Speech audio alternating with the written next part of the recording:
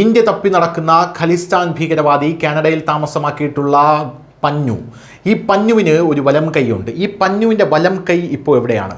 ഇന്ദർജിത് സിംഗ് എന്നാണ് ഈ പഞ്ഞുവിൻ്റെ വലം കൈയുടെ പേര്. ഇപ്പോൾ ഇതാ ലഭിക്കുന്ന റിപ്പോർട്ടുകൾ പ്രകാരം ഗുർപന്ത് സിംഗ് പഞ്ഞുവിൻ്റെ ഇന്ത്യ വിരുദ്ധ ഖലിസ്ഥാൻ അനുഭാവിയായിട്ടുള്ള ഇയാളുടെ അടുത്ത സഹായിയായിട്ടുള്ള ഈ ഇന്ദർജിത്ത് സിംഗിനെ പോലീസ് അറസ്റ്റ് ചെയ്തിരിക്കുന്നു എന്നാണ് നമുക്ക് ലഭിക്കുന്ന വിവരങ്ങൾ.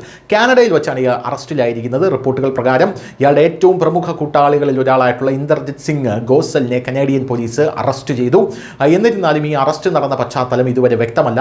2024 നവംബറിൽ ഒരു ഹിന്ദു ക്ഷേത്രത്തിൽ നടന്ന ആക്രമണവുമായി ബന്ധപ്പെട്ട് ഇയാളെ അറസ്റ്റ് ചെയ്തിരുന്നു. പക്ഷേ പിന്നീട് വിട്ടയക്കുകയായിരുന്നു എന്നും റിപ്പോർട്ടുകളുണ്ട്. ലഭിച്ച വിവരങ്ങൾ അനുസരിച്ച് ഗോസലിനെ SFJ അതായത് 6 ഫോർ ജസ്റ്റിസ് സ്ഥാപകൻ ഗുർപന്ത് സിംഗ് പഞ്ഞുവിൻ്റെ വലം കൈയായാണ് കണക്കാക്കുന്നത്. ഹർദീപ് സിംഗ് നിജാറിന് ശേഷം കാനഡയിൽ SFJയുടെ പ്രധാന നേതാവായി ഗോസൽ പ്രവർത്തിച്ചിരുന്നുവെന്നാണ് പറയപ്പെടുന്നത്. 2023 ജൂണിൽ കാനഡയിലെ സറയിൽ നിജാർ കൊല്ലപ്പെട്ടു. അന്നത്തെ പ്രധാനമന്ത്രി ജസ്റ്റിൻ ട്രൂഡോയുടെ നേതൃത്വത്തിലുള്ള സർക്കാർ സംഭവത്തെ ഇന്ത്യയുമായി ബന്ധിപ്പിക്കാൻ ശ്രമിച്ച ആ വാർത്തകളൊക്കെ നമുക്കറിയാവുന്നതാണ്. എന്തായാലും സെപ്റ്റംബർ ആദ്യം പ്രസിദ്ധീകരിച്ച ഒരു റിപ്പോർട്ട് കുറഞ്ഞത് 2 ഖാലിസ്ഥാനി തീവ്രവാദ ഗ്രൂപ്പുകൾക്ക് രാജ്യത്തിനുള്ളിൽ നിന്ന് സാമ്പത്തിക സഹായം ലഭിച്ചതായി അവകാശപ്പെടുന്നു.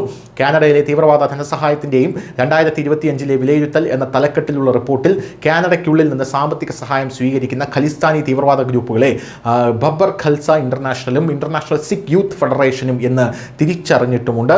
കാനഡയിലെ ക്രിമിനൽ കോഡിന് കീഴിലുള്ളതും ലിസ്റ്റ് ചെയ്തിട്ടുള്ളതുമായിട്ടുള്ള രാഷ്ട്രീയ പ്രേരിതമായിട്ടുള്ള ആക്രമണ തീവ്രവാദത്തിൽ ഏർപ്പെട്ടിരിക്കുന്നതുമായ നിരവധി തീവ്രവാദ സംഘടനകൾക്ക് ഹമാസ്, ഹിസ്ബുള്ള, ഖലിസ്ഥാനി അക്രമാസക്ത തീവ്രവാദ ഗ്രൂപ്പുകളായിട്ടുള്ള Babbar Khalsa International Sikh Youth Federation എന്നിവ കാനഡയ്ക്കുള്ളിൽ നിന്ന് സാമ്പത്തികമായി സഹായം ലഭിക്കുന്നതായും ഇപ്പോൾ കണ്ടെത്തിയിട്ടുണ്ട്. News desk, news India Malayalam.